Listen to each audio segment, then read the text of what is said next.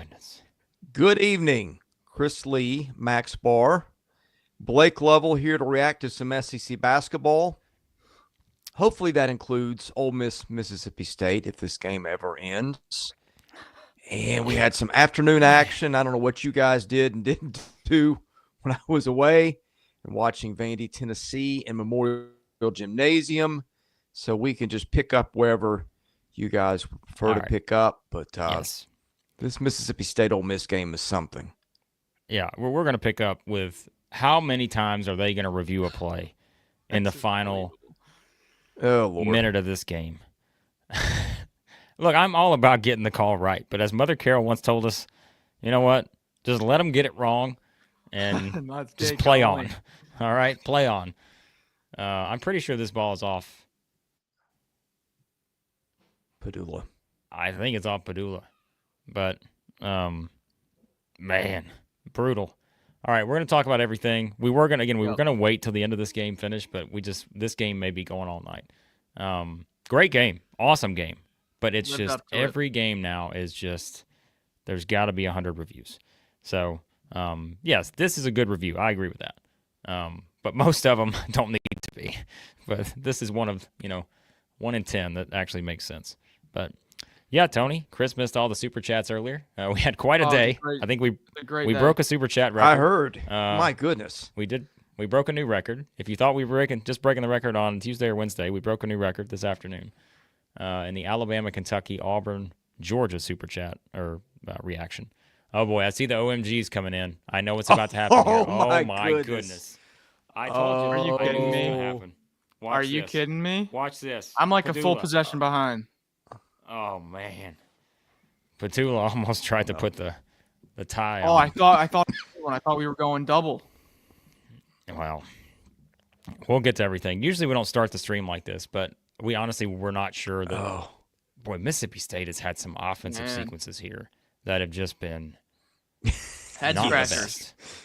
best. Shout out to Zach, $5 super chat continues. On fire. The streak. Zach, who gave us super chat money earlier too, but the streak continues. Vandy, we'll get to Vandy in just a second. I think we should just go ahead and start with this game as soon as it finishes, and then we'll get to Vandy and we'll talk everything else from the day. Yeah. So, anyways, where do we want to start? Well, I think we just start here. I think we just see what happens in this final 11.7 seconds, which will mean 30.2 minutes. But we see what happens in the final 12 seconds here. And then I guess Max is out. He's like, I'm out of here. Max is like, where do we start? We start by me leaving. That's what he said. I got it in the X on the browser when I'm trying to. I do that sometimes too. I do it all the time. What a chaotic day in SEC basketball. Some great games. I mean, I think this was probably, if we're talking like best game slate of the year so far. Oh, yeah. What'd you think? Alabama, Kentucky. Yeah. Georgia, Auburn. Tennessee, Vandy, Mississippi State, Ole Miss, ridiculous games. Oklahoma, South Carolina was a blowout. Missouri, Arkansas was pretty much a blowout. Although we may have to go to the judges on that one. But and then we'll see. Oh boy. Sam, when Sam's super chatting, you know it's time. $4.99 super chat from Sam. He says the day Rick retires will be the happiest day of his life. He wants Buckyball in Knoxville. He wants Buckyball. Well, Buckyball would work a lot of places, but I'm not sure you want that guy out of there. No. Power Rankings Monday. Shane, come on. Can you imagine what these power rankings are going to look like on Monday? Oh, my gosh. I don't even know where to start. Where is Missouri going to be? I saw some people making the argument to put Missouri at 2. 2? I saw the argument being made. There probably is that argument. I don't think it's going to happen. Feels a tad aggressive. Yeah. Oh. Chris, is he shorting out? Chris is short circuit on quite Chris. A stop here, though. But, all right, let's see what Mississippi State does here. We're going to get this game out of the way. Then we're going to get to everything else. Don't worry. Up by 5 with why are they 12 seconds.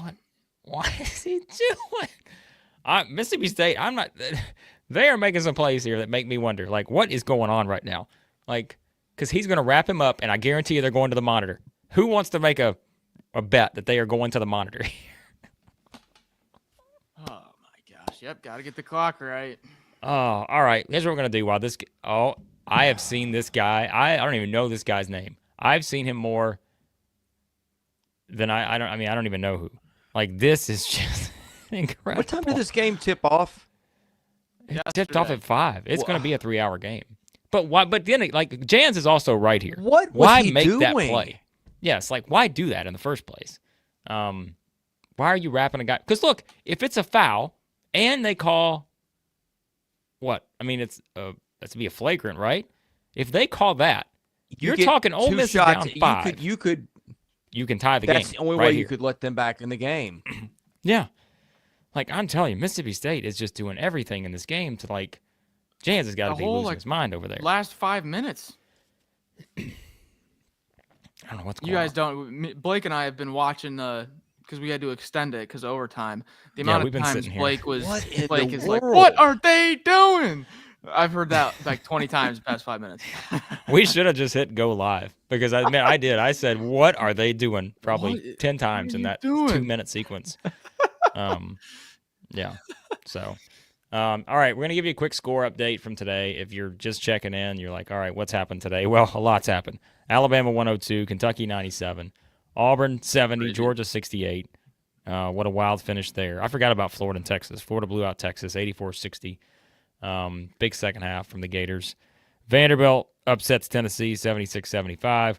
Oklahoma 82, South Carolina 62. Another big game, or big second half type game. Jeremiah Fears, by the way, almost went for a triple-double in that one. Missouri 83, Arkansas 65. We'll talk about that one. The Hogs 0-5 in league play. My goodness, man. So, super chats are welcome, as you know. They are going to call the flagrant here, huh? Oh, my goodness. If they... What did they call?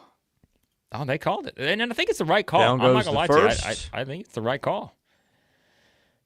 They are going to have a chance to tie the game down 5 with 4 minutes or 4 seconds to go. They're going to have a chance to tie this game. If this thing goes to overtime. Down with the second. Oh, my goodness. And now the 3 ball for the tie, if we'll see. Oh, is it Pedulla or Murrell, do you think? I don't know. Well, but like right now, based if you're on giving the me a last shots percentage, they taken, I'd go Murrell. Give me a percentage on what you think Ole Miss makes this. I'm going 95% based on how this game has gone for Mississippi State in the final however many minutes. Because it just seems like everything is going the opposite way. Just end the game. He's open. Oh, He's they threw open. it away. Ooh, Oh, it got little you. tip. And there are too many seconds ran off the clock. They're going to go to the monitor to review this. Watch. Oh, my watch. God. Are they going to review the tip? Watch. That is unbelievable. I don't even know why I say that. It's completely believable. Couldn't be anything more believable. I'm sorry. Again, I have seen this guy's face. I know him better than I know like half my family at this point. Like, he has had more screen time than any referee I've ever seen. Oh my goodness. Like, this is just something's got to be done. This like cannot go on. If we were just sitting here acting like we were going to complain, but like, look at the chat. Everybody agrees. Like, this is not good for the game. I don't know. So, but it was kind of the same as the Auburn game. I know some people are saying that about Auburn, Georgia. He but this definitely one's tipped it. So what are we watching? I thought it was pretty clear that he tipped it, right? Well, and the clock, yeah. The clock, I think, was the big thing. So to get it back to, oh man, like, this is just, yeah. Okay. That's the thing. Here's a good one. Shane's like, just don't give some timeouts away from coaches. Like, you're going to go to the review enough that they don't need them. So, at this point, so yeah. Gene, what are you talking about? Like, what have you done? Yourself, Gene? I don't know. He said, "Don't put words in my mouth." What is he talking about? Yeah, Don't do that. Carlos, Come on, Blake. Nervous. Get him, Chris. What are you talking about? Whatever you did, Blake. Yeah, you did it. Do it again.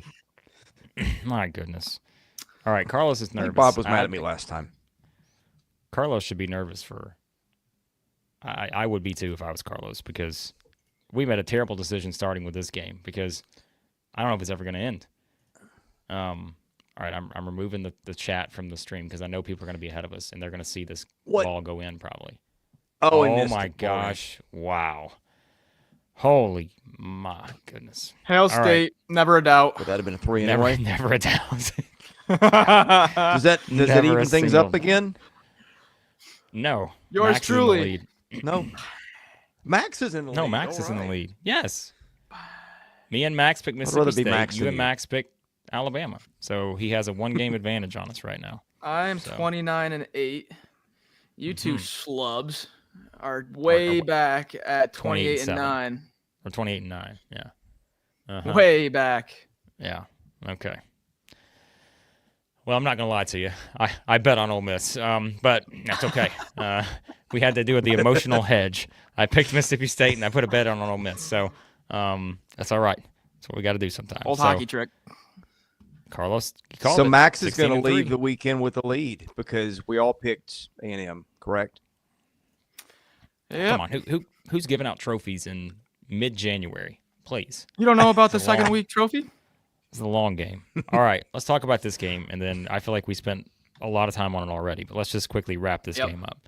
All right, so that was a big win for Mississippi State because, as we said, they were in danger of going to 3 straight losses and then having to go to, Tennessee on Tuesday? Is that right? I think that's right, isn't it?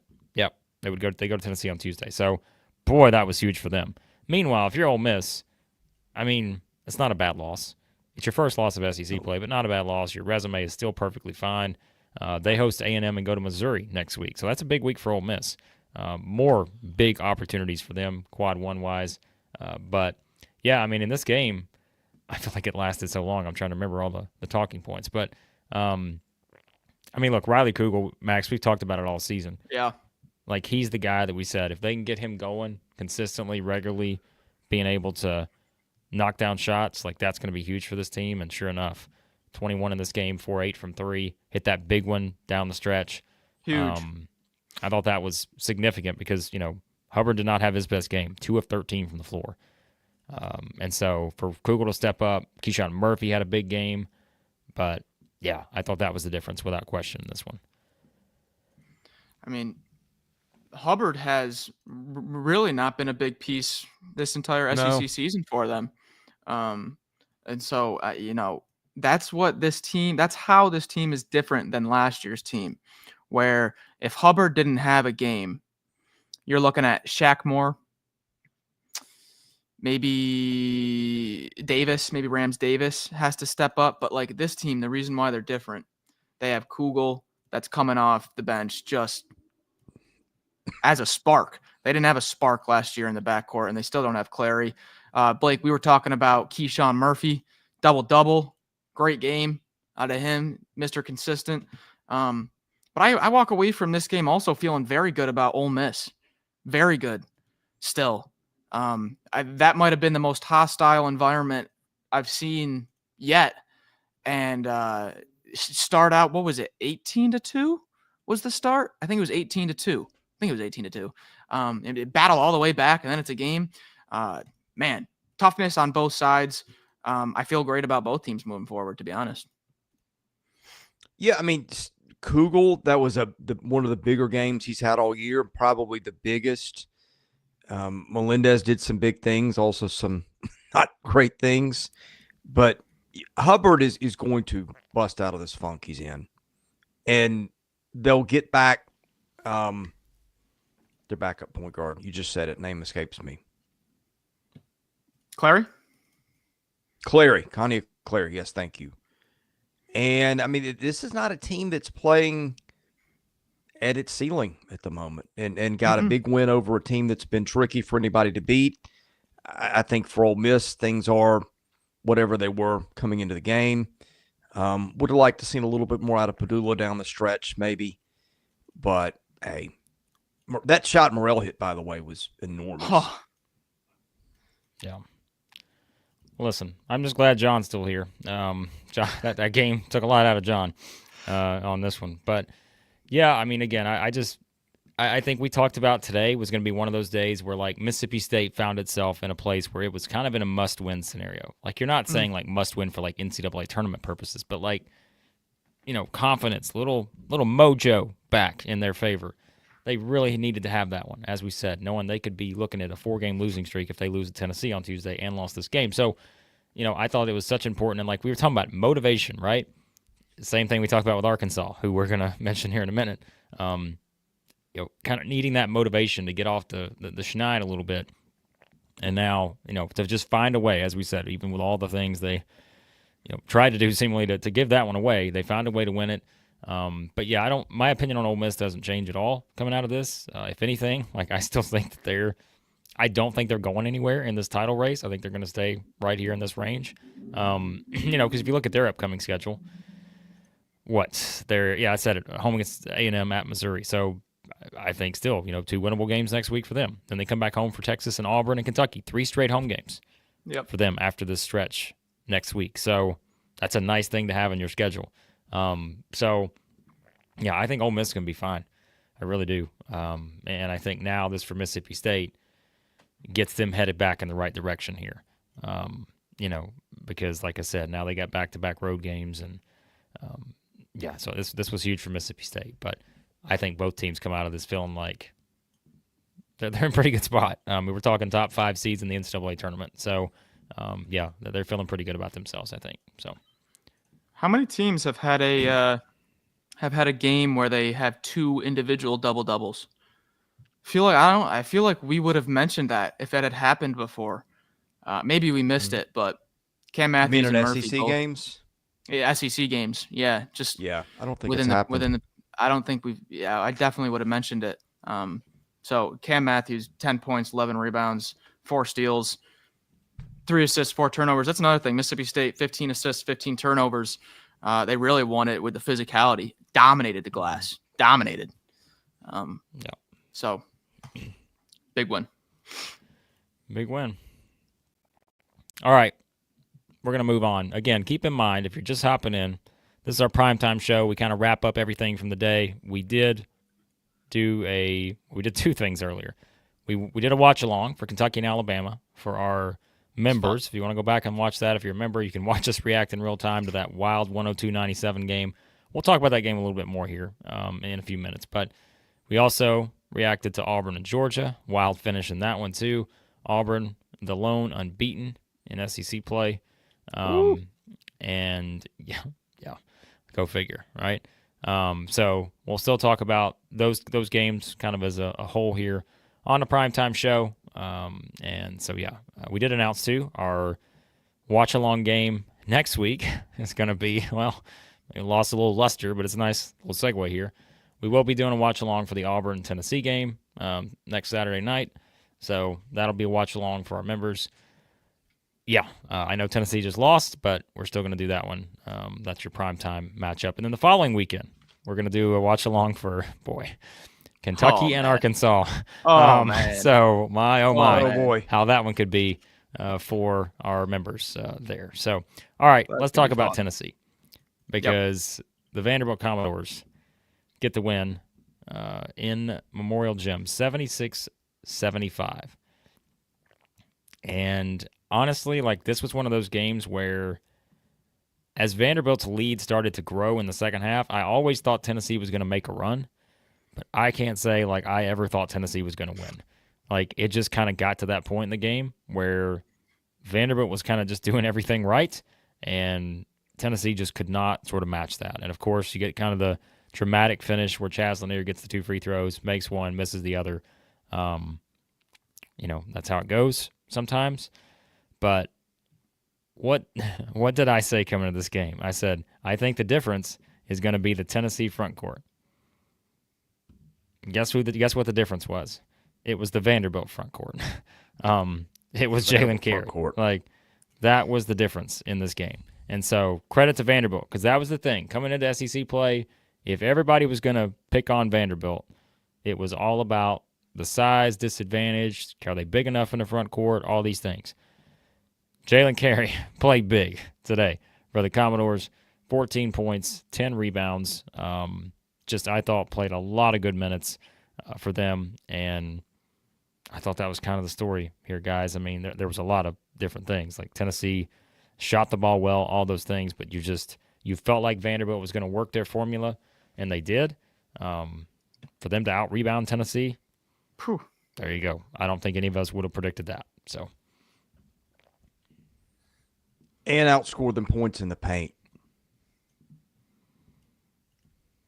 And if you'd said that they go, 10 for 21 on threes, and Lanier breaks out of his shooting funk, I think we would have said we know who wins the game.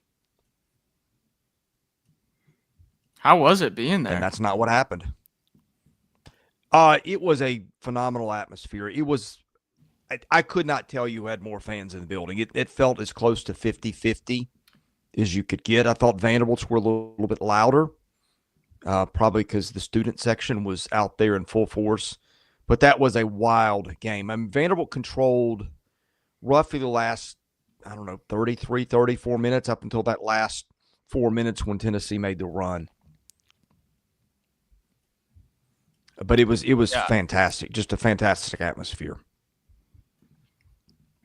Yeah, I mean, I think Blake, you had the Hoggard prediction, didn't you? Back in the summer? You had a prediction about Hoggard, didn't you? Yeah, I think you did. I did have the prediction. Yeah. I think I said, what did I say? I don't remember what I said. You had something about just Hoggard being whatever he's doing now. Going to make... That's what I predicted. All right, whatever it was. Yeah, nice. Because I think we were talking about like the topic of Vanderbilt being a tournament team, being a bubble team. Are they going to get a bid? And I think you said like if they do, it's got to be because Hoggard's running the show. Yeah. And surprisingly, as good as Hoggard has been, it's guys like Edwards and Magnon and all these little supporting cast. Tyler Tanner was a menace defensively, had some big time defensive plays. So you looked at this roster in the summer and you're like, man, they got a guy that's been to the Final Four, 4 years of Izzo. Like if they get this thing going, it's going to be because of him. And while a lot of it has surprisingly been everyone else. Well, let's look at kind of points of doubt with him coming into today. And I would have said that, look, I love what Mark Byington has done, right? But the resume was still a little bit light. They'd beaten up on the teams they should have beaten up on, and you just didn't know how they were going to go against the heavyweights. They didn't look great against Mississippi State. Looked pretty solid against Missouri last week. And today I thought, well, that's a team that has just got toughness that travels on the road. A lot of what they do is force turnovers. You got Ziegler on the other sideline, and it felt like a tough ask for them to win today in a lot of areas. And you look at what they got today, okay? Jason Edwards, we thought, all right, that is a kid that's been making a lot of plays. And he got hurt at the first of SEC play. So you're like, we don't really know because he's not himself. He hung with Tennessee's guards today. Had a game high, hit a couple of huge threes in the first half. Number two, size inside. McLaughlin has really shown up and been big for them. But you're like, okay, if he doesn't do it, I don't know if they got anybody else. Jalen Carey was huge for them today. And keep an eye on that one. You guys know who his brother is, don't you? Yeah, from Duke, right? Duke? Vernon Carey. His dad was an NFL first-round offensive tackle. So there's some – well, I don't know if you guys knew. I don't know if it's common knowledge. But point is, you didn't get the joke. Come on, Chris. Come on, you got to acknowledge the joke. So what was the joke? Jim Carey. Oh, got you. Come on. Yeah. Oh. Yeah. They look. What was his brother's name? His brother had a unique name. Vernon. Vernon Carey. Gotta love a Vernon. Anyway. Sorry. That went. Sorry, guys. Well, I'm locked in on basketball. There's no time for jokes. Yeah. Where was I? Anyways, Something about Jim Carrey. I don't know. Ace Ventura, Pet Detective. I don't remember. The Mask. I don't know. The Mask, Truman Show. Something like that. I don't. Yeah. Whatever. Anyways. Pet's head's falling off. Hey, what do you think? Ziegler played 33 minutes, had those 4 fouls, had 10 assists. In the 7 minutes he didn't play, or I guess it was a little bit more than that, but what do you think that plus minus was when in the non-Ziegler minutes? I mean, it had to be minus $1 million. I'm exaggerating, but it was night and day. Yeah. From when he was off the court. Yeah. I think that was the difference. And Rick Barnes addressed that in the game afterwards, because I thought at the time, I don't like that. I think he just fouled someone on a 3. But I mean, that you take the plus minus in that, and that was your difference in a few points right there. I do not like sitting guys with 2 fouls, especially when it's that guy. Just so important for that offense and everything, really. Yeah. Well, yeah, that's just, I mean, look, we've seen Tennessee now, as we said. I mean, we talk about teams that are entering important stretches. We just said it, right? Look at Tennessee's next 5 games. Home against Mississippi State, at Auburn, home against Kentucky, home against Florida, home against Missouri. 4 of those next 5 are at home. 4 of the next 5 are at home. So even though they're losing a game like this, they got beat at Florida the way they are, guess what? Pretty much all those home games, they're going to be favored just because it's in Knoxville. And we've seen how they play in Knoxville, especially defensively, and what they do to teams there. So I'm fascinated by this upcoming stretch for them, because if they play the way we've seen them play in a couple of these games, they should probably lose a couple of those games. But will they? Because in Knoxville, they turn it on. And so it's kind of, I'm not saying there's such a thing as a good loss, but like if you're Rick Barnes and you're like, hey, I'm getting my team's attention a little bit, like this is sort of that stretch coming out of this to where if he gets their attention, they fix a few things. If they turn it on in this kind of stretch, quad 1 win, quad 1 win, quad 1 win, quad 1 win. Like they're just racking them up here over the next couple weeks. But I don't know. We'll see. Chat from Salty Tiger AU. I wonder if there's any bias. But Tennessee doesn't have the depth to win the NCC. Guys, I keep trying to bring it up. They don't have JP Estrella, and that just it continues to just be kind of an afterthought. And in these type of games, it comes back to bite you. I mean, even just look at Tennessee's March Madness run at the end of last year, how important JP Estrella was in some of those games. I mean, you play 6 guys over 24 minutes. Can't tell me they could have they didn't miss Estrella. They got nothing from Eli from Phillips today too. I'll tell you who else doesn't miss. Eli doesn't miss. He's back, baby. Eli, folks, if you didn't get the stream earlier, if you weren't in there, Eli was streaming the live stream as he's waiting in line to get into the game. And he's hearing everyone else react to the games that are going on and all this kind of stuff, and he's hearing our reaction. So,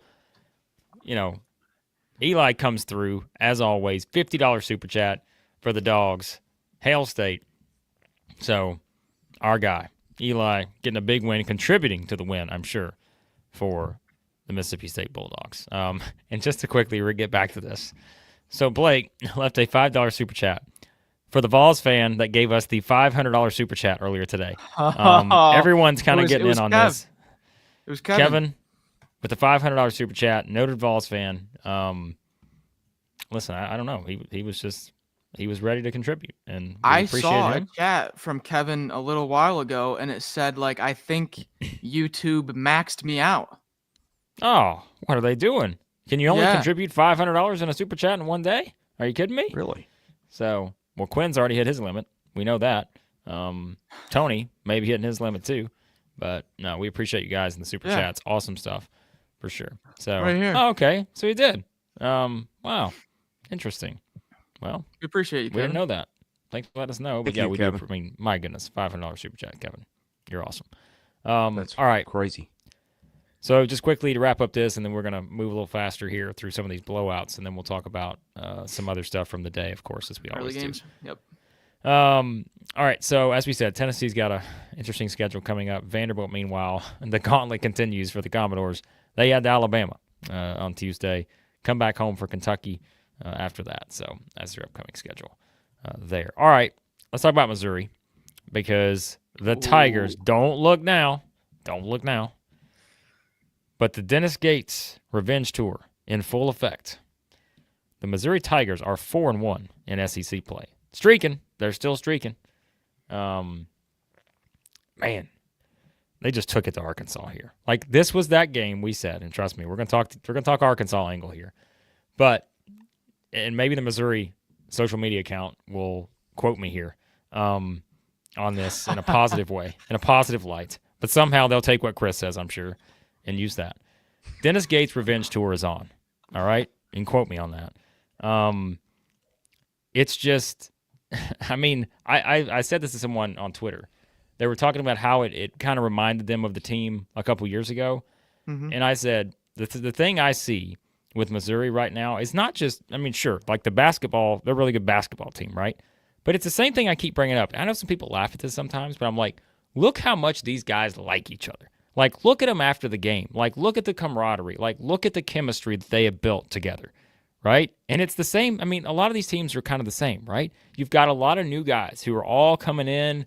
Everybody wants to be the guy, maybe, all this other stuff. You never know how it's going to go. But look at this team versus the team they played, right? And I think that, to me, continues to be something that stands out with Missouri. They're out there working the game plan, as we said. If you're Vanderbilt, Mark Byington, you got to have that specific game plan that you're turning people over, you're not turning over yourself. Missouri keeps turning people over. They're making shots. 11 to 23 from three in this game, 48%. Their offense has turned up a bit. Like they're feeling a lot better about themselves. And so, but I just see a team that's out there, unselfish. They're just, making plays. And again, you watch them after the game, right? Dennis Gates is doing the interview, the SEC Now thing or whatever, and all his players are coming up behind him, right? Everybody's just, it's one of those things. I mean, they are in this as a team, and that's one of those underrated things. It's not going to show up on a stat sheet, anything like that maybe. But these guys are just, they're the ultimate team right now, and it's paying dividends with the way they're playing. 15-3, their best start since, I think, 2011-12. The year they won 30 games. Tremendous stuff for Missouri. Chris, anything on this one, or you want? Because I got some stuff. I'm just hoping my internet connection stays stable. Okay, I missed most of your stuff, so just carry on. Blake, I don't normally do this. I don't think we've really ever done it, and I don't like to. I'm talking about a victory lap because I don't like to, because we get a lot wrong. We get a lot right, but we also get a lot wrong. We were very high on Arkansas last year. That was way wrong. I was low on Alabama last year. That was way wrong. I mean, we've been wrong. But what did we have Missouri in the preseason? 8th, I think it was. I mean, we were high on them. Yeah. You had a lot of media, a lot of national media, even a lot of SEC media that just penciled in Missouri bottom 2 because of what they did last year. And Blake and I sat here in the summer, episode after episode of the SEC basketball experience, and we said, if you look at this Missouri roster and you look at the makeup of it and what these players have done, there is no way this team is going to do that again. There's no way. They've got really, really good players. And so we're definitely wrong on some stuff, but I just wanted, especially Blake was all over this in the summer. High on Missouri. Yeah, see, Gene, we were wrong on Chaney Johnson. We were questioning Chaney Johnson. See, Gene, listen, Gene, can I ask you something? Is there ever a time that you think you will just not just give us hell for something? Like, I mean, all the time out here, Gene. We got something lined up really special for you next week, okay? Not just for you, for Auburn fans. We got something really special lined up for you next week. And Gene's over here continuing to get on us about Chaney Johnson. All right? Big Chaney Johnson. We're a fan of that dude. All right? Please continue, Max. Gene. Don't be a Grinch, Gene. That's my job. Come on, Gene. Because we're gonna get to the Arkansas side of this thing. But I mean, what is Missouri? Missouri started the season 52nd on KenPom, was all the way back at 64th after they didn't give the computers their big victories, wide margins over bad teams that they love. They're up to 27th right now. 27th. You want to know what they finished last year as? 145. Yeah. Yeah. That's what we like. What we don't like, what a lot of Hogs fans don't like, is an 0-5 start to conference play. Blake with a super chat. $9.99 super chat from Blake here. Is this the time where we start whispering? I don't know. Because, man, let's go to Michael from earlier. Michael, longtime watcher of the show here, longtime supporter. Says as a Razorback fan, he's truly concerned. How do you not say the game hasn't passed Cal by? That's his thoughts on that. I mean, listen, I think today's game, in my opinion, was not about the X's and O's and all this stuff. To me, it was a matter of how do you get your team prepared to come out like they are on a mission to not keep hearing the same thing they've been hearing about how, all right, come on, guys, you're 0-4 in league play, right? Cal's this, Cal that, like all the things we've heard. And what happens? How long did they lead in that game? For 30 seconds? They were up 2-0 a minute into the game. Never led after that. Because it was 18-2? Was it 18-2 at one point? Something like that? I'll have to look at it. But I thought that was the Mississippi State Ole Miss. Oh, was it? Sorry, It might have been both. It might have been both. We've been really doing a lot of streaming today. It's all flying together right now. But okay, whatever it was. I mean, I think it was one. No, it was. Okay, hold on. It was 18-2. Yeah. Jeez. Arkansas was up 2-0 with 18:50 to go. Tamar Bates made a 3 at 18:40. So, all of a sudden at that point, like in a span of 5 minutes, it's 18-2. So yeah, like that's what I wanted to see from Arkansas, to be honest with you. It wasn't even, are they going to win the game? It was, I want to see how they play. Like, I want to see if they look completely different. Is there something that just is, they're doing everything they can, right? And man, it didn't get there. And look, we're not taking anything away from Missouri. They're a big reason why they didn't get there. But yeah, to have that kind of start, knowing that you're sitting there 0-4 in the league, boy, that was that may have been even more glaring, honestly, than just the actual matchup type based stuff we always talk about. Well, Blake, I didn't get to see any of it because of being at Vandy today, but I'm like, okay, what kind of game was this without knowing anything else? I go straight to the win probability graph at KenPom. 5 minutes in, Missouri's at a 91% chance to win, and it never really gets a lot better from there for Arkansas. Yep, and hold on a second. Oh, listen, we've been streaming all day. I'm not taking any of this nonsense tonight. All right, Missouri, no the way. Missouri haters. What? No way. Hold on a second, Cooked. Hang on a minute. This man is trying to cook us for being Missouri haters. What in the world? Maybe it's that. Hey, maybe this is what's been going on with the Missouri basketball account. Yeah, trying to sit there. Maybe something's up here, huh? No, just kidding. Cooked. We're not Missouri haters, by the way. There's probably at least 100 hours of content on this channel.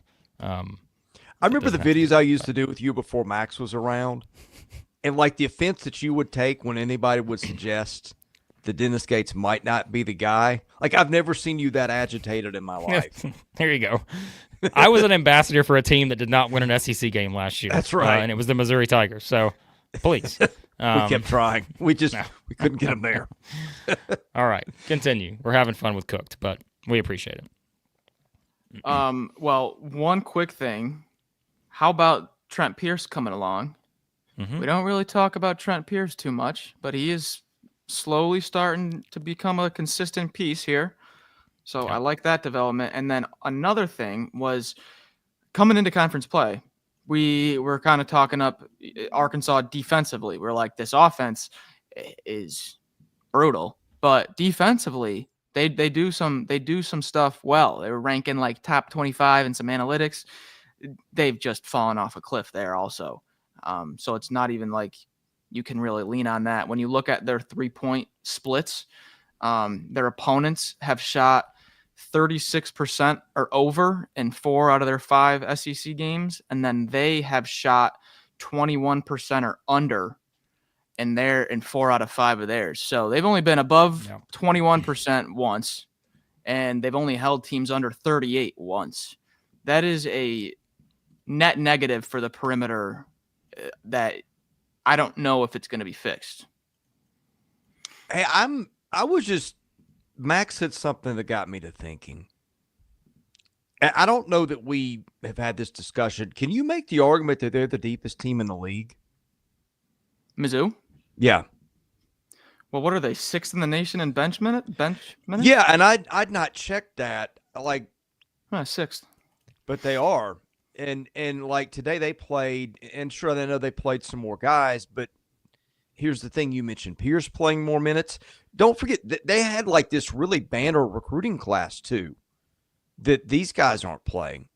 Mm-hmm. So they've got some talent in reserve in case you get an injury or two with Boateng, Barrett. Yeah, they've got another, like we talked about Tennessee a minute ago. Marquise Work's not even playing much. Yeah, that's right. You've got a lot. Like, there's not enough court time for all these guys. Like we talked about Tennessee a minute ago, how the injuries are starting to hurt them just a little bit with Estrella and Cam Carr leaving, and now Kate Phillips wearing the shoulder thing. And like, it's not just what have you got left. It's like, do you know, like if you get another injury, somebody twists a knee or an ankle or whatever, then you're it's not just like what have you got, but it's like how much margin do you have if somebody else gets hurt. That's one thing I really like about Missouri. Now, like I think the Grill injury could be one that could really cripple him. We've seen what he means to them. Anthony Robinson getting hurt could hurt them, but like they have got a lot of bodies here that are playable, and maybe as many as anybody in the league. And I think you've got to build that in with them a little bit going forward, just knowing that they've got a little protection where most teams in the league may not have it to the degree that Missouri's got it. Yeah. Yep. I mean, we said that coming to the season. I think that was the big thing, was like we just looked at their depth and knew Gates was going to play them all, at some point, and that's kind of happened. Aiden Shaw's played a lot of minutes there. I totally forgot about him. Yeah, I mean, Boateng, how much is he playing, right? Like, not playing. I mean, that's just the thing. I mean, that's just kind of how it works with this team and the way they've done it. So, yeah, but I put out the stat too. Like everybody's talking about like the turnaround and what a difference like a player or two can make. I mean, I keep bringing up the stat, right? They went 0 for last year. 10 games they lost by 7 points or fewer in SEC competition. One of those was the SEC tournament. But, I mean, you add one player in there, and look how big of a difference it is. I mean, I'm not saying they win the league, but they're winning probably 5-6 games or something. And so now you kind of add to that. You get Grill back. You build the roster they built. And, yeah, I mean, Missouri's just they're in a good spot. I mean, they pick up that win earlier in the week at Florida. Now come back, good performance here. The offense and the defense. It's got to be the combination, right? It can't just be one or the other sometimes. And forcing turnovers, playing good offense, it's a good formula. So, well, let me just be clear. I'm not saying that injury wrecked Tennessee season. I'm not making excuses or whatever. I'm just saying everybody needs depth pieces. Mm-hmm. You cannot play the same 5 guys. You need guys who can give you 10, 12 minutes, and they don't seem like much until you don't have them anymore. And that is my point. Yeah. Yeah. All right. So, got other stuff. Just quickly, Missouri coming up at Texas on Tuesday, then home against Ole Miss next week. So that could be another fun one. And if you're looking for Arkansas's first win, all I'm going to say is it better come next week because they got back-to-back home games against Georgia and Oklahoma. So they don't win one of those at Kentucky and Texas. You got to win one of those. You got to win one of those. You got to. You got to do it. So, all right. So quickly here, I'm going to bring this up too real quick because the rest of the games we're going to get to, we'll circle back around on some stuff kind of when we talk about our awards, and we'll get your comments, of course. Probably won't be stopping this in an hour on the dot. We kind of go a little bit longer sometimes with the prime time, but let's get to a couple other things here. Let's see. Marketing Bully 101 or 01. $4.99. Glad the Bulldogs won. Got to play better to get where they want to go. Hubbard needs to step it up. I mean, Max, we talked about that. I mean, he's not been playing his best right now, but no, we're having a Kugel step up today was huge. So yeah. Yeah. All right. We appreciate the super chat there. Donovan, he did put, just kidding after this, but yes, we are, the known Auburn people who have ranked Auburn at number 1 since probably like the first week of the season, I feel like. No. Second. Anyways. But who's counting? Shout out to Brianna, now a member of the It Just Means More tier here at Southeastern 16. Going to be joining in on the watch-alongs that we have coming soon. As we said, next Saturday night, prime time, we'll be doing a watch-along for Auburn, Tennessee, and then we'll do our usual primetime reaction show here for the public after that. So that's the plan. And so we appreciate Brianna joining and everyone else joining the It Just Means More tier. Jackson asked about Todd Pettiford, best freshman in the league. Well, I did put the stat out earlier on Twitter, and I thought it was so interesting. I'm going to read this to you guys real quick. I don't know if you saw it, but Todd Pettiford in 1, 2, 3, 4, 5, 6, 7, 8, 9. I think it's 10. In 10 games away from home this season. Here's his output. You ready? 24 points at Georgia, 15 points at South Carolina, 10 points at Texas, 18 points against Purdue and Birmingham, 9 points against Ohio State in a complete blowout, so he didn't even need to score that much. In Atlanta, 20 points at Duke, 6 points against Memphis and Maui, 10 points against North Carolina and Maui, 14 points against Iowa State and Maui, 21 points against Houston in Houston. Like, the dude away from home has just been an absolute monster, and he's a freshman. How about that? Incredible stuff from Todd Pettiford. So, and you usually, and honestly, I think, what game was it? It was the Ohio State game I was watching the other night. John Mobley, freshman for Ohio State, one of the broadcasters, I think it was actually Gus Johnson, was saying, these freshmen, their numbers drop off a cliff when they get into conference play after hot non-conferences because they, have these big performances against these, less physical teams. And then when they get to conference play, a little bit tougher. Playing those Houston games, Iowa State games, stuff like that, Duke games. I mean, Todd Pettiford saw probably the 3 most physical teams outside of the possible that you could play outside the SEC with Duke, Iowa State, and Houston. I wouldn't, maybe San Diego State, maybe. But when you talk about getting ready for this league as a freshman, probably couldn't have had a better preparation than Todd Pettiford had. Yep. No doubt. He's been tremendous. Again, we see a lot of good freshmen in this league this year. Like, these guys have stepped up, but no doubt he's one of the best for sure. All right. We're going to get to some of the blowouts in just a second here as well.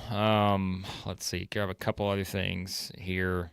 Gene, we'll save your question on can the boys tell us their favorite TV shows. We'll save that for the end. All right. Great question. I agree. I completely agree. But we're gonna save that for the end after we talk about the games.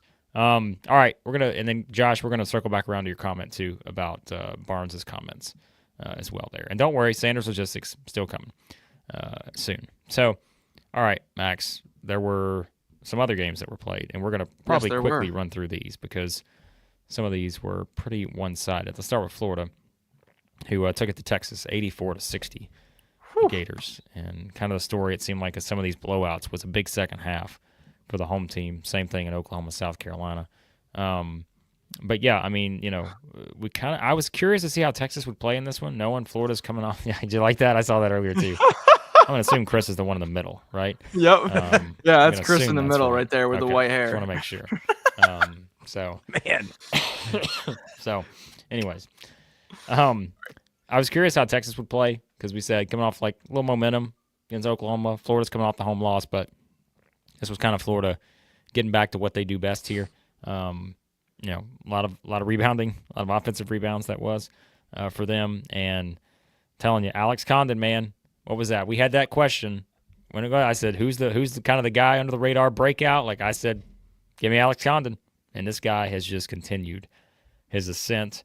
Elijah Martin still doing his thing, 22 points. In this one, Walter Clayton goes for 19. Condon with 11 points, 12 rebounds, 4 steals, 3 assists, 1 block. Guy just does it all. I like the focused effort here from Florida. They definitely came out on a mission in that second half specifically. You're watching them play. They're finding their rhythm. They're in a groove. Texas just couldn't. Nice performance for the Gators. Gators looking good. Got a lot of Gators fans in here. EJ's in here. Malik's in here. All the boys have been waiting for us to get to the Gators. Give me a first-team ballot voting sheet right now, and I'm writing in Alex Condon. Give it to me. This guy is playing some great basketball. The thing about Florida is usually what I start with when we break down Florida games. I go right to the bench because I'm like, okay, who was it? Was it Denzel?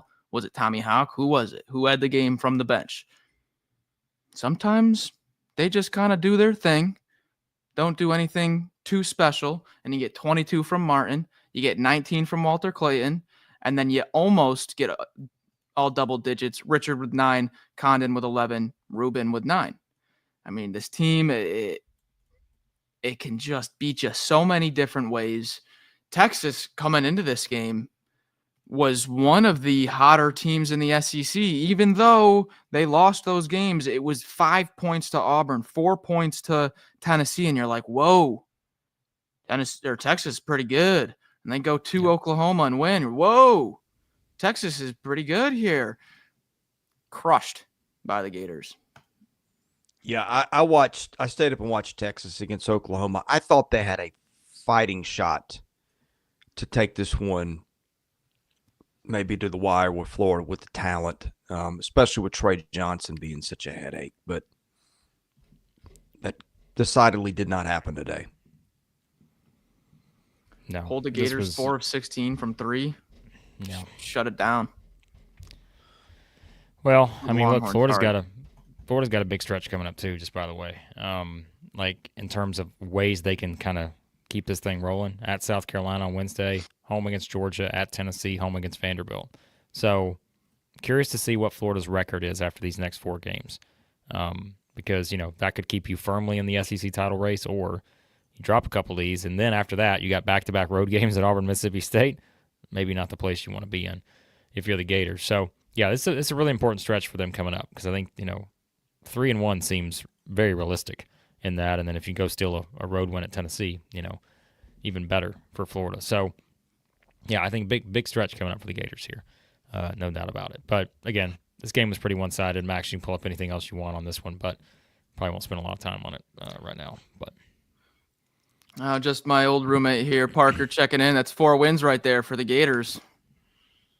He is currently about 8 beers deep at the FanDuel in Phoenix right now, I believe. So the question has to become then, Parker, how much are you going to leave us in Super Chats tonight if you're 8 deep? Because I think that, look, you can leave us as much Super Chat money as you want, but, I'm just saying. So, all right, that was the Gators reeling off another win. We'll talk more about them, of course, in the power rankings. They'll be an interesting team, I think. Where are we going to put them? Say that. Where are we going to put a lot of these teams? Let's call it what it is. I'm going to go ahead and spoiler alert. Auburn's going to be number 1. Beyond that, I don't know what's happening. Yeah. All right. Oklahoma, I think, is the only other one that we haven't discussed in detail. They get the win 82-62. Again, another second half type thing. It was a 4-point game at halftime. But big second half, and as I said earlier, Jeremiah Fierce, 16 points, 9 rebounds, 8 assists. The guy almost goes for a triple-double in this one, but Moore had 22 points, 8 rebounds, big performance from him. And I thought this game kind of went how you would have expected it to, where I think it's still the same thing for South Carolina, right? It's just that offensive momentum or lack thereof. Like, it's hard, I think, scoring points right now.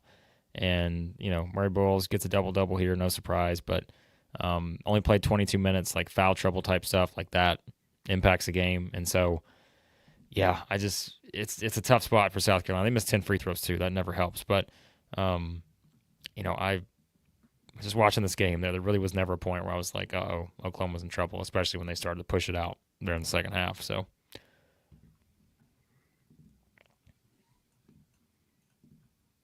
Chris didn't get to see a bit of it. So yeah, you were. I'll let you guys comment on that. No, that's okay. No, I was ahead. looking at this game when I was watching this game and I was catching clips of it. Chris, I think we need to start because you are known for your everybody needs a blue cane. Yeah. I think everybody no. This is a deep one. This is deep. How about everybody needs a Dayton Forsyth? That was a little harder to say, but it might work. Next time you're out and about, I bet you could use a Dayton Forsyth. Okay. He had one. He had a 3 shot 1 3 made it. I was like, I gotta bring that up. But no, I thought this was a great coach second half by Moser. I thought he made some adjustments. Started winning in the paint, and hey, South Carolina, you got to give it to them. The past few games, they had been kind of beating up on people down low.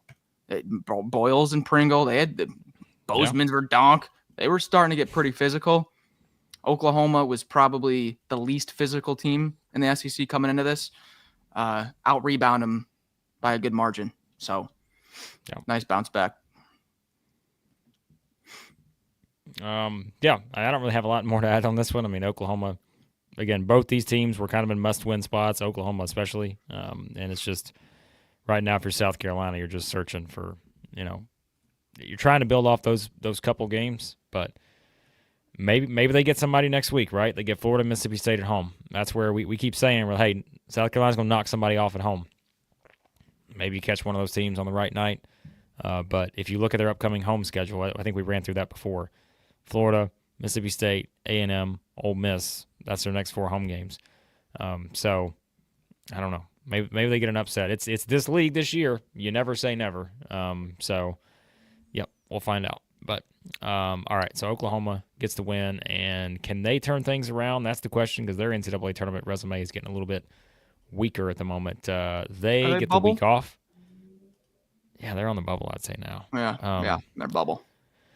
Yeah, but they get the week off. So one of those things. Who gets the week off? Auburn gets the week off.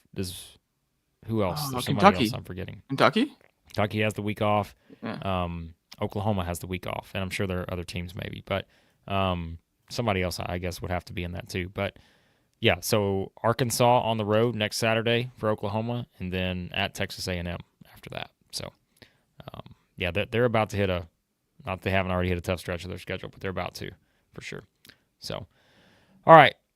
So here's the deal. That's all the games that we've discussed. And if you're wondering, as we said, we talked about the other games. We talked about Alabama, Kentucky for literally 3 hours earlier. You can check out all of our comments on that. We won't go back into everything there on it. But I guess, Chris, we could ask you, since you weren't around for the final part of the live stream or the watch-along that we did, your final thoughts on Alabama 102, Kentucky 97 from earlier. Yeah, I just thought that it was a very similar matchup. It was a stage that I thought Alabama would handle by virtue of its experience, by the fact it went to a Final Four last year. And I just thought athletically they were a little better than Kentucky, particularly inside. And I think that's kind of where the difference was when I watched it. Now, I didn't get to see the last 4 minutes. I did listen to a lot of it through my speakers, listening to the TV feed as I was driving down the road. But I that's one that I guess Max and I, you and I both got that one, didn't we? Yeah. Well, I see. That was Max, I don't remember, but I think we both picked Alabama, did we not? Yep. Yeah. Did you see that play right there? That was something by Chris. Huh. Yeah, I forgot who I picked. I bet you did. Unreal. Well, anyway. Anyway, let's move on. I get a lot of stuff wrong, but I do feel like the reasons I thought Alabama would win were the reasons that Alabama won. Yeah. Alabama up to a 1 seed now, according to Lenardi. Okay. Well, and I think it's deserved with the resume. Yeah, he said yesterday in his update that if they won, they'd move up to a 1. And Kentucky was the first 3, I think. I think they were the first 3. I guess they took Tennessee's spot, presumably. I could just look it up. It's on Joe's page. Because I think Auburn, Duke, and Iowa State would be your easy 3-1s off the top of my head. Well, Iowa State could lose today, right? Yeah, but that's not going to. But it was at West Virginia, which isn't an awful loss. So yeah, he's got Kentucky as his first 3rd. Yep. Like I'm just telling you, I know people are bringing up Iowa State. They're another one where it's like they're not moving. Like they've banked a lot of stuff. Like if you look at what they've done to this point, it doesn't matter. Like they are not moving off that number 1 line right now. It's going to take quite a bit. Just like with Auburn, I think Iowa State's in the same sort of spot. Yeah. And here's the thing. Josh brings up, okay, it's a worse loss, but I'm telling you, if you look at what Iowa State has put together, they're not moving yet. I'd be stunned if they're moving off just yet. But maybe you see Lenardi's update, Max. I haven't seen it, but I would be shocked if they're moving just after that. No, they're not budging. There's no chance, I don't think. So, yeah. But I mean, you say West Virginia's 13-4, so let's not act like. I'm telling you, West Virginia's good. Yeah, they've beaten Gonzaga, they've beaten Kansas, they've beaten Iowa. Yeah, okay, then never mind. Yeah, that's not even a debate. Iowa State's not. I don't think they're moving off. But yeah, now listen, you're right, Josh. If they finish 4th in the Big 12, they will. But as of right now, they're not moving off. That's just kind of my point. So, all right, yeah, the power rankings don't mean anything. Should be interesting this week. Yeah. It should be interesting. I'm sure no one will care about them this week. I'm sure no one will care. I think this will be the hardest one we've done. I do. Every week is going to be the hardest week. Yeah, because now we're getting into like you can play that game of, well, my team beat that team. Yeah. But we still are not. We can't just do one-to-one comparison. It's got to be the whole body of work plus adding that in and a bunch of other things. So and you got to do the midweek versus the Saturday, and you're always going to value the Saturday game more than the midweek game, even though it was just 2 games during that time period. But you're always going to value the Saturday more. I don't think we do that. I do that. I really don't. I don't. Chris doesn't. We know that, but no. Come on, recency bias. Crazy. It's a thing. No, I think I'm being completely serious. I think we do a pretty good job of keeping. In fact, I think when we take the most heat is when we don't react to the last thing that happened. You're gonna take heat regardless. Yeah, well, that's true. If we're gonna take heat by everybody, so except for Auburn fans. Big Gator EJ 199. They want Vandy. The Gators want the Commodores. So there you go. I think the hardest team to rank is going to be looking at Missouri because they have to jump teams, but that means teams have to get bumped out. It's going to be tough. This is what we did last week. Last 10 minutes of the primetime was just debating where we're going to put teams. There's one team Missouri's going to jump that you will see in my rankings that's going to surprise both of you, but I am going to put Missouri ahead of them. Just going to tell you right now. There's your teaser. It's going to surprise both of you, but I'm going to do it. Hypothetically, if someone was to rank Missouri, we're not doing that again. So if you're saying that those teams are that team and that team, is that team or no? I'm not telling you who it is, but still. All right, we gotta move on here. We gotta do some awards. We didn't do our awards. Yeah, LSU, Zach, stand. I know you're talking about this real quick. Oh, no. We're not talking about that game right now. We've been keeping an eye on it, but we're not talking about it, and chances are we probably won't still be on by the time it's over. We might, but as usual, when it comes to this late game sometimes, not late game, but you get my point. Sometimes it's just we'll see what we can do. But, okay. There was something else. Oh, wait a minute. Before we get to the awards, there's some other stuff we got to get to. We've got some other business to get to. By the way, Tony's here. He's War Eagling, as we know. Tony. Late to the show tonight. That's okay. Big Baller Brad earlier. I don't know if we got this 199 super chat. Grant Nelson. So we're good there. And I think everything else we've gotten to super chat wise. If we did not get to your super chat, apologize. Send it back again. The super chats continue here at Southeastern 16. Hit that like button too. There's 800 plus of you in here right now. Whew. Hit the like button. Do us a favor. If you enjoy SEC basketball, if you enjoy watching your team play, which means some of you may not hit the like button, but that's okay. At their best, do you like watching your team play? There's a reason for it. All right. We're going to get to the TV shows because I think that's for some reason we've been asked multiple times, but we're going to get back to Gene's comment. But before we get there, my voice, guys, it is. We have streamed. Need to move Blake out of here. We have streamed how many hours today? And I had a bad voice going in. So, like, tomorrow, it's a good thing we're not doing our special thing that we have two special things. Missouri fans, we got something coming up for you next week, too, by the way, that we've set in motion. Yes. So, Missouri fans, Auburn fans, as of right now, we've got some special stuff coming for you next week. So, keep an eye on that. But let's talk about something else before we get into the awards and everything to wrap this thing up. Salty Tiger AU asked the question earlier. Do you think Sanders Logistics will help Tennessee when they move down the AP poll and your power rankings this week? Well, listen here, Salty Tiger AU. I know you were taking a shot at Tennessee, but you know what? That could be anybody in this week's rankings, except for maybe Auburn, because this week's rankings, our process for doing that, I'm telling you right now, it's not going to be very efficient. You know, it's going to be a bit of a struggle to try to put together the most hassle-free experience that we can to give you the best power rankings in the world. However, because this is going to be such a challenge, I'm going to have to make a phone call. You know who I'm going to make a phone call to? Sanders Logistics. What? Sanders. I'm sure some of you guessed this. Your friends and mine. Sanders Logistics, that's who we're calling because, as we know, formerly known as Ted R. Sanders Moving, a leader among moving companies in Nashville, Tennessee, and the surrounding area. Their team of professional movers are focused on delivering efficient, hassle-free moving at affordable price. They're the opposite of us. We are not professionals.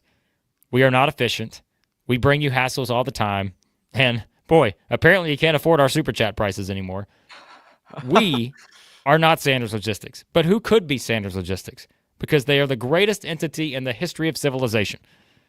Because whether you are moving across town or across the country, Sanders Logistics has you covered. Or if you're moving in the power rankings, they're moving you wherever you want to go. If you want your team to be number one in the power rankings, well, sorry about that. It ain't going to happen unless it's Auburn.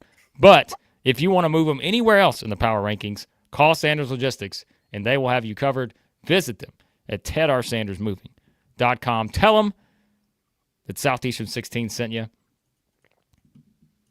They'll be on their way. Nice. Okay. Boy, you guys are just these. This is not me, by the way, saying this, but you guys are getting a little excited when we get upsets. Hey, you start taking shots at teams. You got to let the Vandy fans have their. Josh is trying to be like, "Hey, come on now, come on now." So, anyways, their fan base, I feel like they take losses harder than maybe anybody this side of Kentucky. This is a game of passion. Yeah. Game of passion. Big Gator EJ. Sanders Logistics is orange and blue for a reason. Legends. Of course, EJ. Of course. Nice. All right. Let's see. We're about to do all right, we're going to do a quick segue with this, and then we're going to get to the awards, okay? Okay. Favorite TV shows, just because Gene wants to know. All right? I know, Blake. Now, is this current, Gene? Is this current favorite TV shows or favorite TV show of all time? I'm thinking that's an all-time. That's at least how I think it should be all-time. I'm going to answer it. Chris, you're the oldest. Everybody Loves Raymond. Wow. And your favorite show would be a top 5 easily for me. What do you mean my favorite show? I know what your favorite show is. What? Favorite TV show of all time. Are you watching from the walls? Are you in the walls? If it's not Seinfeld, I'll be stunned. Are you one of these VPN services? Okay. I'll let Max go next. We've got some good ones in the comments. We've got Malik with a Breaking Bad. Fantastic. That's top 5 for me. That is a great show. Breaking Bad and Better Call Saul are in my top 5. Same universe. Yeah. It's dark. Mine's pretty specific. I wanted to, first thought in my head was The Office. It's my favorite comedy. That's a top 5. Couldn't go with it.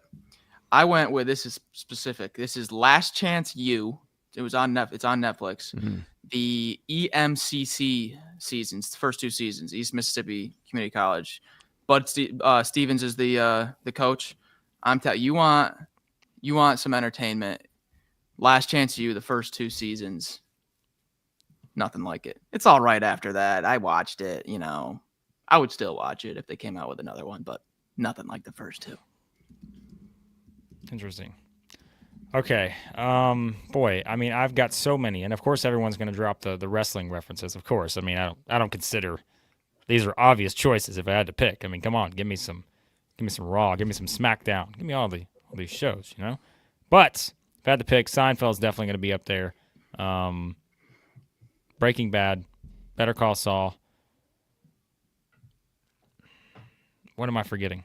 Oh my gosh. What else is there? There was someone in the chat said it. Game of Thrones would be in there. Somebody's like a Euphoria. Are you kidding me? Come on. You think like that's my show, right? Come on. Let's see. What else? How I Met Your Mother would be in there. Love that. Don't fight me on the ending to that show. I would put Saved by the Bell. Come on. Are you kidding me? Zach Morris, AC Slater, Kelly Kapowski. Please. Oh. Saved by the Bell gets a mention. I got so many. I got more than SEC basketball monitor reviews that I could go through here. But yeah, I would say Seinfeld, Breaking Bad, Better Call Saul. I put 24 in there. Jack Bauer. I got so many I could go to. So were you a Big Bang Theory guy? Nope. No. Okay. Do you guys ever like the mystery ones like Criminal Minds, CSI, NCIS, Y50? Any of those? The Blacklist. Blacklist was great. Yeah, love the Blacklist. I don't. Homeland. Yeah. Mindhunter. Like yeah. There were some good ones. Okay, we're gonna get carried away. Max, you and I are big Netflix true crime dudes. I love true crime. Yeah. Give me a mystery, and I love a true crime documentary. Yeah. Oh, come on. How far back can we go? Like the piling on is just really go back to the oh man. Anyways, tonight. All right. Yeah, as Joe said, this used to be a respectable basketball podcast. All of a sudden. Now it's out of here. All right, we'll get back to the basketball. Come on, you got to let us have some fun here. We've been streaming for literally 5.5 hours today. Let us have some fun for a few minutes, okay?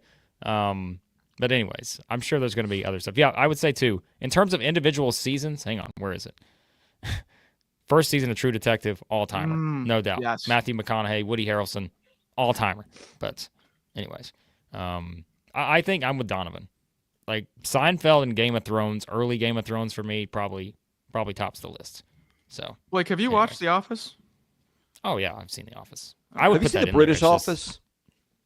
I've seen not as good. Nothing compares to Michael Yeah, Scott. it's. I think if you watch the British Office before you watch the other one, it hits Michael a little Scott. differently. How did we get here? But, oh yeah, Gene. Gene. That's how we got here. Curb Your Enthusiasm. Right. I forgot that one. Curb Your Enthusiasm would be at the top too. I'd put that in the top 3. And with all the other 28 I listed in the top Malik 3. knows.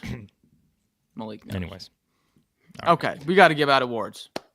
And I think U.S. Office is right, by the way. But just saying.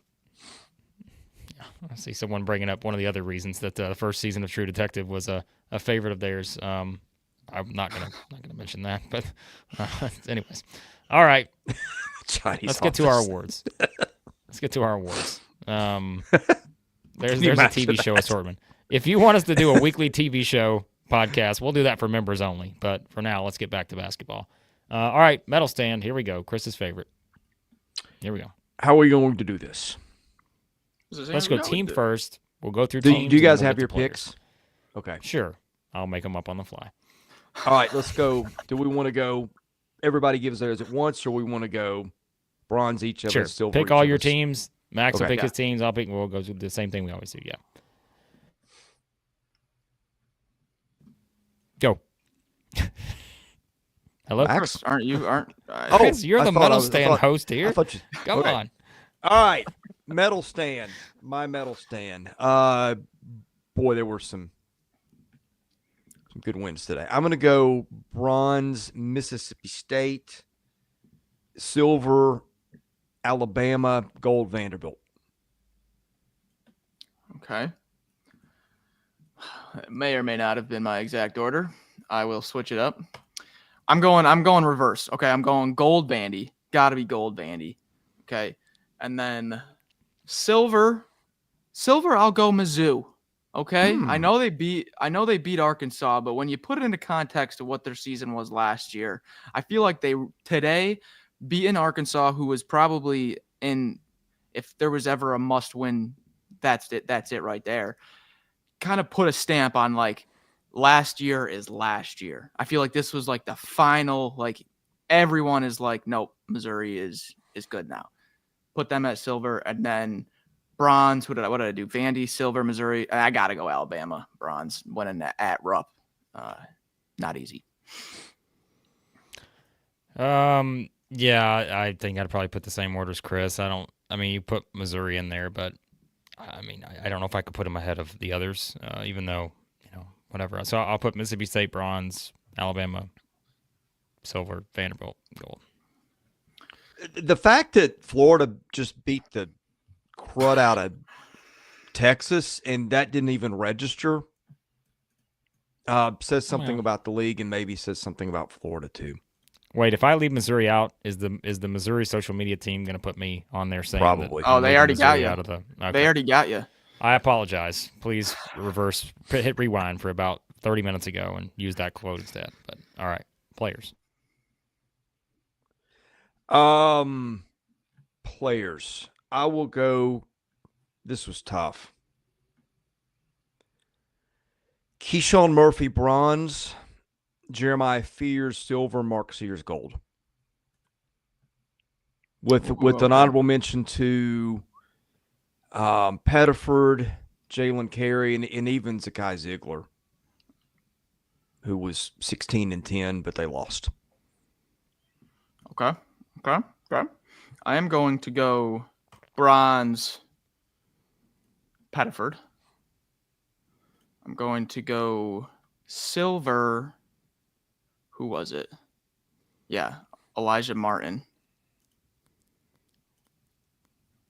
Gold, Grant Nelson. Grant Nelson had his Alabama career high today. All right, I'll go silver. Bronze. Was tough because I don't want to leave this guy out because of everything he did, but this other guy made such a huge impact on this game. Is it Jeremiah Fears or Riley Kugel? Which one is it? Ooh. It's a tough one. Give it to Riley. I think I'm going to give it to Riley Kugel. No knock on Jeremiah Fears. He's younger. He had a triple-double. I know. He has more time to pick up an award. So okay. Riley Kugel was so big. In a top 20 showdown, I'm going to give it to Riley Kugel. The other two, I think, are easy for me. Tahad Pettiford gets the silver. Grant Nelson gets the gold. Yeah, that's interesting. Neither of you had Sears, who went 22-9, almost didn't come out. I think Nelson was the absolute difference maker in that game. Yeah, sure. The first half was incredible. Oh, I just think we underrate playing 39 minutes at point in a game. I know, at the tempo but they play at. I think we should take more Sears for granted. No, but I also don't care if a guy scores 19 of his 25 in one half or the other. I think it's 25's 25. He had a great game. He got everybody in foul trouble, and that was the difference too. So, Yeah. Blake, we forgot to pull this up. We did this last time. Just looking at the standings to close out here. Oh my gosh. There it is. It's Auburn alone. Auburn's alone at the top. Three-way tie, Alabama, Ole Miss, Missouri. Which again, we're not getting into tiebreakers now, folks. They don't matter. So we're not gonna Let's do this. Trust me, please let's not get into tiebreakers. Everyone's I know what's gonna happen. They're gonna go to the SEC website and be like, why is Alabama ahead of Ole Miss? The SEC website does not put in tiebreakers because there's no reason to right now. We're not playing the tournament today or tomorrow. So we know Ole Miss beat Alabama, but there's no reason to give us tiebreakers. No tiebreakers. Not at all. All right, so then we got the 3-2 bunch of Florida, Tennessee, Mississippi State, Vanderbilt, Kentucky, maybe A&M. We'll find out. Georgia's at 2-3. LSU could be at 2-3. We'll find out. Oklahoma 1-4, and it is wild, isn't it? Texas 1-4, and there you have it. Arkansas 0-5, South Carolina 0-5. So, man, Texas and Oklahoma are two damn good 1-4s. My gosh. Yep. Even Georgia at 2-3. Jeez. Have you checked Ken Palm? And I mean, this is what is just crazy to me, okay? Because use whatever superlative you want about the league, the depth, the whatever. Auburn is projected to win the league by 3 games after tonight. Yeah. I know that's just so tough to even put that into perspective. 3 games. But you're not wrong. I mean, look, what percentage are you putting right now on Auburn winning the league?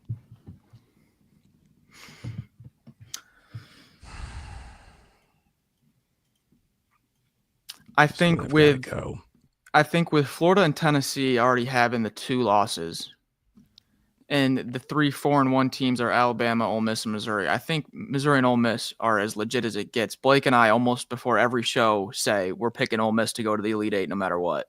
We did say that as we were watching the game before we hit live. We're like Ole Miss is going to be one of those teams that gets to the Elite Eight. I don't know how they're going to do it, but trust me, they'll get there. So. They will be there somehow.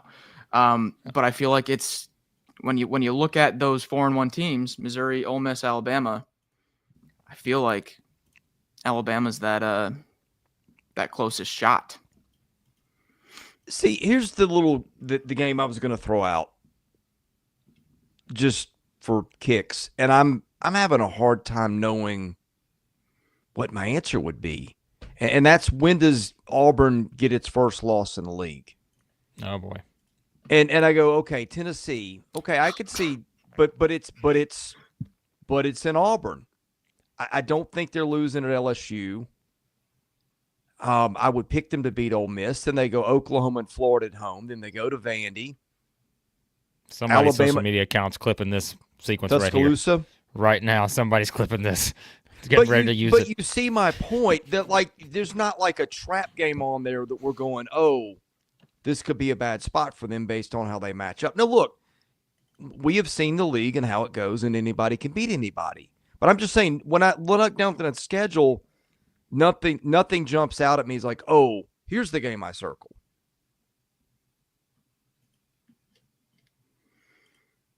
Probably that would be at Alabama, but that is 1, 2, 3, 4, 5, 6, 7 games away.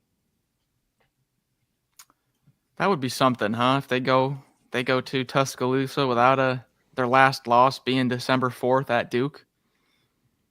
Man, tell you what, you want to talk about a watch along? Sign me up. Okay, without cheating. Oh, that means I got to cheat. Biggest chance they lose from here on out, according to Ken Palm. Well, I know you say without cheating, but like let me. Okay, well, it's got to be at Alabama. It is. Yeah, I mean, and even then, they've got a 60% chance to win, according to that, which is just crazy. I would be putting unresponsible wagers on one side. Yeah. Second, number 2 at A&M, 68% chance to win. That is not until March the 4th. Followed by Ole Miss coming up in a couple of weeks. 69% chance to win that one. And everybody else is in the 70s, 80s, or 90s. No. In fact, they are not favored to lose an individual game at all between now and the end of the season, which is incredible. Wild. All right. We're going to wrap up here. Before you hop out, hit the like button. There's 900 plus of you. It always grows the later it gets, which I love. Yep. You still got time to leave a super chat if you want to do that. Leave a super chat. We appreciate all the contributions this week. A weekly record, I think, to say the least, on the super chats this week. So do that. Turn on your notifications because we will have power rankings live on Monday, as you know. We will have our next watch along next Saturday night, Auburn, Tennessee. We'll be watching live here for members. And we've got, as we said, some special stuff coming up next week on the channel. Auburn fans, Missouri fans, you'll want to tune in. Could be more if you want to tune in. We got some other stuff in the works. So, big week coming up on the channel. So, we appreciate you guys and all of your contributions. So, be sure to check everything out. So, all right. Thank you for being here. Thanks for your super chats. Thanks for the comments. Thanks for helping us make this happen. Appreciate all of you. For Max Barr and Blake Lovell, I'm your host, Chris Lee. God bless you. Have a safe rest of your weekend. We'll see you again soon with more hoops content at Southeastern 16.